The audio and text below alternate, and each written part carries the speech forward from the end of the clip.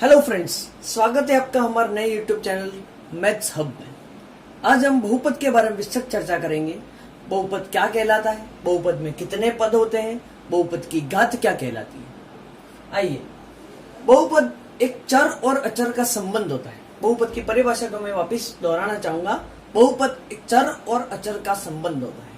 और अब चर क्या कहलाता है? एक्स वाई जेड, उसके साथ जितने भी अल्फाबेट है A B C D E F G H से लगाकर जेड तक, वो सब चर के अंदर काउंट होंगे। अचर क्या कहलाता है? 1 2 3 जितने भी नंबर्स हैं वो सब अचर के। उदाहरण से मैं दर्शाना चाहूंगा कि इसमें चर और अचर को पृथक पृथक कैसे समझे।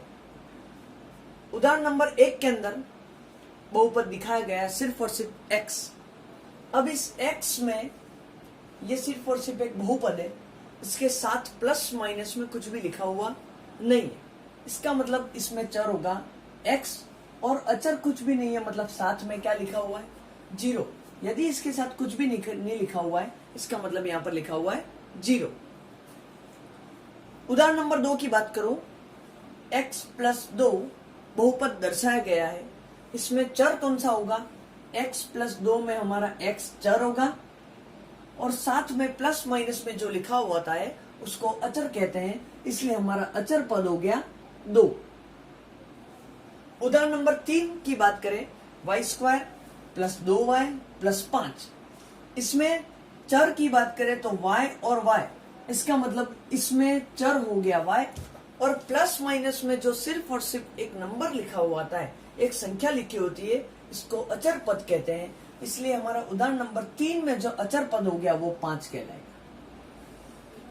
उदाहरण नंबर 4 की बात करें, उदाहरण नंबर 4 X square plus 2x square Y plus X Y square plus 10 लिखा हुआ है।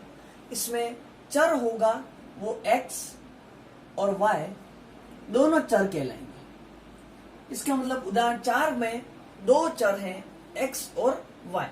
अब अचर की बात करें, उदाहरण नंबर 4 के अंदर अचर में सिर्फ और सिर्फ अकेला जो नंबर लिखा हुआ है प्लस माइनस में, सिर्फ और सिर्फ एक नंबर लिखा होता है, उसको बोलेंगे हम अचर।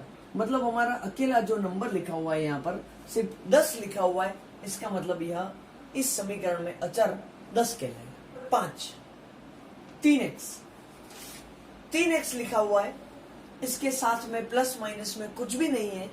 इस उदाहरण के अंदर हम देखेंगे कि चर है वो x है और इसके साथ प्लस माइनस में कुछ भी नहीं लिखा हुआ होता है, इसका मतलब हमारा अचर होगा वो 0। आगे हम समझेंगे कि बहुपद में पदों की संख्या को कैसे गिने और पदों की संख्या के आधार पर नाम कैसे रखें। बहुपद 1 लिखा हुआ है, उसमें पदों की संख्या कितनी है? इस x के साथ कुछ भी प्लस माइनस में नहीं लिखा हुआ है, ये सिर्फ और सिर्फ एक पद कहलाएगा, मतलब इसमें पदों की संख्या 1 है। इसका नाम होगा एक पदीय।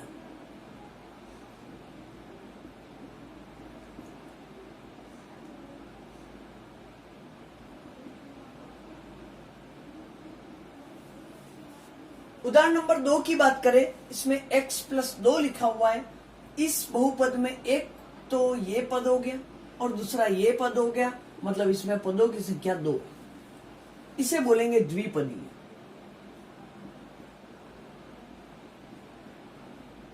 उदाहरण नंबर 3 में Y square plus 2y plus 5, पहला पद, दूसरा पद, तीसरा पद, मतलब इसमें 3 पद होंगे, इसे बोलेंगे त्रिपदीय। उदाहरण नंबर 4 में एक्स स्क्वायर, पहला पद, दूसरा पद, तीसरा पद और ये चौथा पद, मतलब इसमें 4 पद हैं, तो चतुर्पदीय।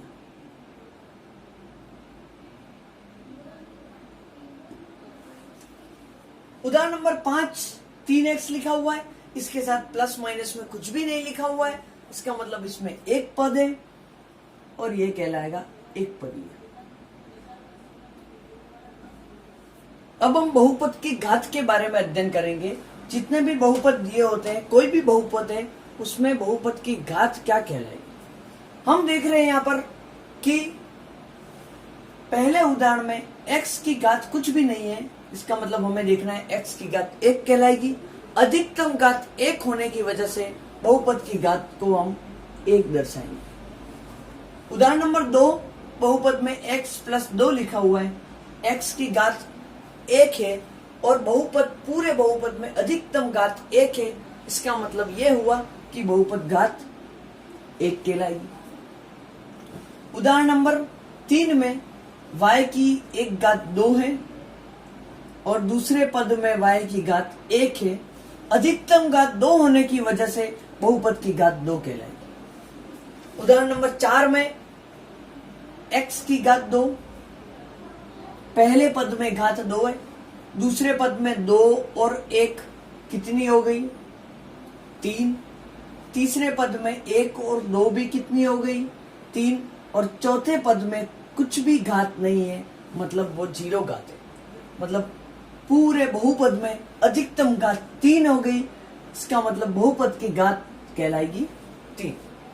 उदाहरण नंबर 5 में x की घात 1 है, बहुपद की घात 1 ही कहलाएगी।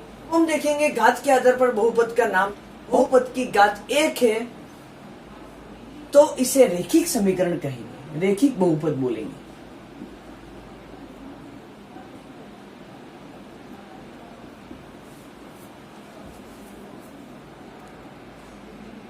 यदि किसी भी बहुपद की घात 1 होगी तो उसका जो प्रकार है वो रेखिक बहुपद कहलाएगा। उदाहरण नंबर 2 में x की घात 1 है तो बहुपद की घात हो गई 1, और जिस बहुपद की घात 1 होती है उसको रेखिक बहुपद कहते हैं।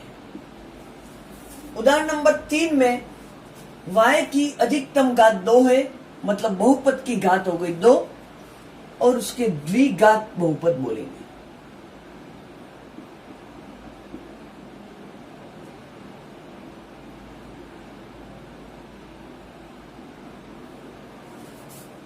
उदाहरण नंबर 4 में x की घात 2,